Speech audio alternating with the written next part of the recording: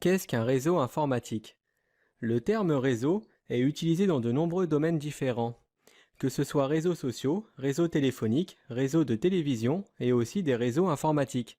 C'est un moyen de connecter plusieurs composants ensemble.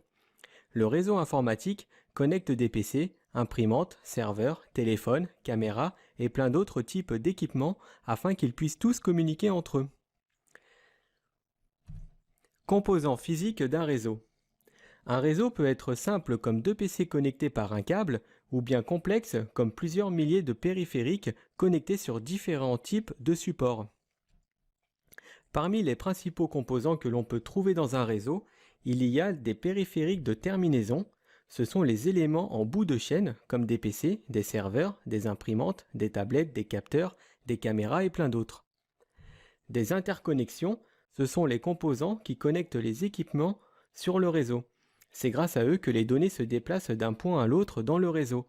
Un câble RJ45 ou une fibre sont des interconnexions. Des switches, c'est là où les équipements en bout de chaîne se connectent principalement. Les PC connectés au même switch peuvent communiquer. Un switch porte aussi le nom de commutateur. Si un PC veut communiquer avec un équipement qui se trouve sur un autre réseau, alors il aura besoin de passer par un routeur. Avant que les switches ne deviennent abordables, de nombreux réseaux utilisaient des hubs. Les hubs fonctionnent comme des switches, mais avec une vitesse plus faible et de mauvaises performances. Ils ne sont plus trop utilisés de nos jours. Des routeurs. Le routeur permet de connecter différents réseaux ensemble, tout en choisissant intelligemment le meilleur chemin. Sa principale fonction est d'acheminer le trafic d'un réseau vers l'autre. Par exemple, on a besoin d'un routeur pour connecter le réseau de chez nous à Internet. Les box Free, SFR ou Bouygues sont des routeurs. Des réseaux Wi-Fi. Le Wi-Fi permet de connecter des équipements sans fil comme des téléphones, imprimantes ou tablettes au réseau. Si l'équipement est doté d'une carte réseau sans fil et qu'il existe un point d'accès Wi-Fi qu'on appelle AP, alors il pourra se connecter au réseau en Wi-Fi. Les AP, points d'accès Wi-Fi, ces appareils permettent aux équipements sans fil de se connecter à un réseau câblé. Contrôleur Wi-Fi, il est utilisé par les administrateurs réseau pour gérer les AP en grande quantité. Et les firewalls, ce sont des systèmes de sécurité réseau qui surveillent et contrôlent le trafic entrant et sortant en fonction des règles de sécurité que l'administrateur réseau a établies. Un firewall établit une barrière entre un réseau interne et un réseau externe, comme par exemple Internet. Une box Internet regroupe à la fois un switch, car on peut connecter des PC sur ses ports réseau.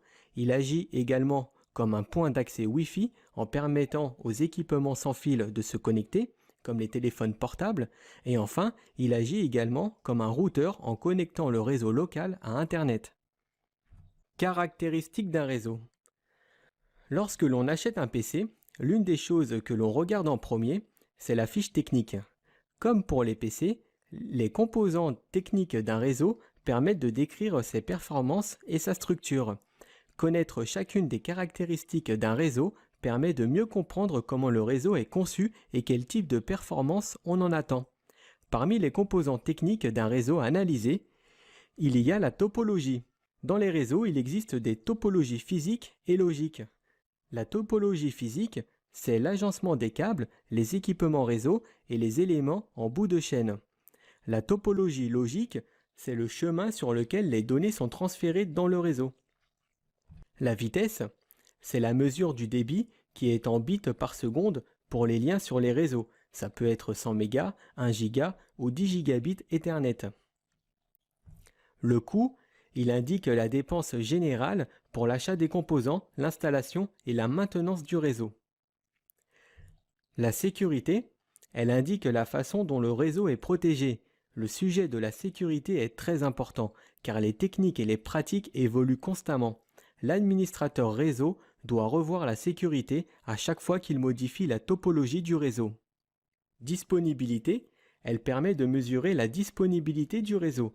Pour les réseaux qui tournent 24 heures sur 24 et 7 jours sur 7 toute l'année, la disponibilité est calculée en divisant le temps qu'il est disponible par le temps total d'un an, puis en multipliant par 100 pour obtenir un pourcentage. Dans l'exemple, 525 600 correspond au nombre de minutes totales d'une année. Si le réseau est indisponible pendant 15 minutes sur une année, alors sa disponibilité sera de 99,9971%. Évolutivité. Il indique la possibilité future de faire évoluer le réseau, par exemple pour accueillir plus d'utilisateurs. Si un réseau n'est pas conçu pour être agrandi, alors cela coûtera beaucoup plus cher pour le faire évoluer. Et la fiabilité. Les composants du réseau, comme les routeurs, les switches, les PC ou serveurs, doivent être fiables pour réduire le risque d'indisponibilité du réseau. Nous venons de voir l'ensemble des caractéristiques et attributs qui permettent de comparer différentes solutions de réseau.